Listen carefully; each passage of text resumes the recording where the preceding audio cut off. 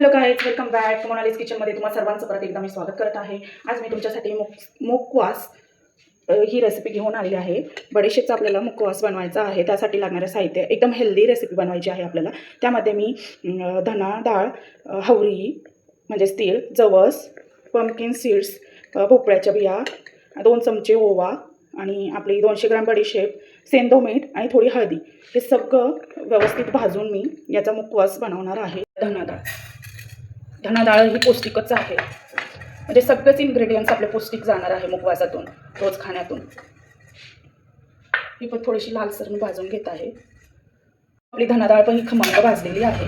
हिला पण मी पसरट भांड्यात आता काढून घेत आहे.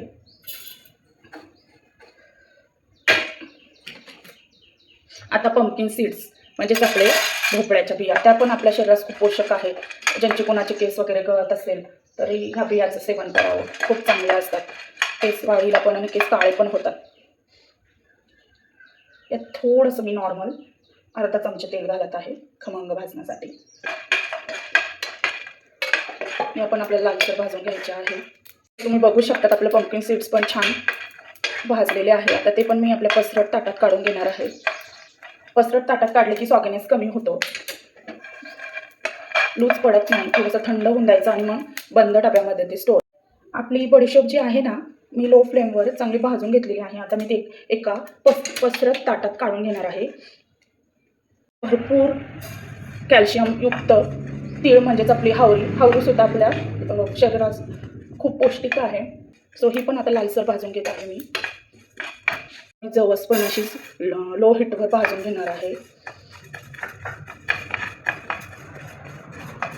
ओवा तर आपल्या शरीरास फार उपयुक्त आहे. कोणाला वाताचा वगैरे त्रास असेल किंवा पोट खराब होत असेल, ॲसिडिटी, त्यासाठी पण हे पित्तनाशक आहे. ओवा पण आपल्या सेवनात गेलाच पाहिजे. त्यामुळे मी आता ह्या मुकवासात थोडासा ओवा भाजून टाकणार आहे.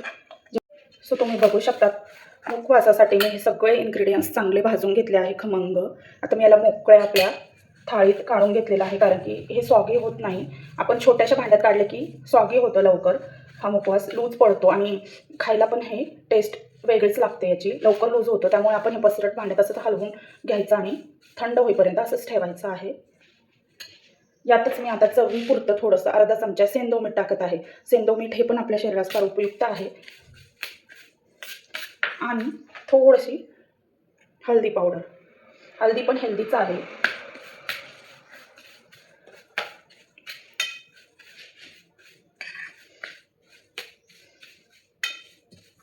तुम्ही बघू शकता आपला मुकवासा रेडी झालेला आहे. दिसत पण छान आहे आणि खायला पण टेस्टी आणि रोजच्या जेवणात आपलं हेल्दी, सगळे इन्ग्रेडियंट्स आपले हेल्दी आहे. सो तुम्ही ही रेसिपी नक्की ट्राय करा आणि 1 ते 1.5 महिन्यासाठी हे एका बंद डब्यात स्टोअर करून ठेवा.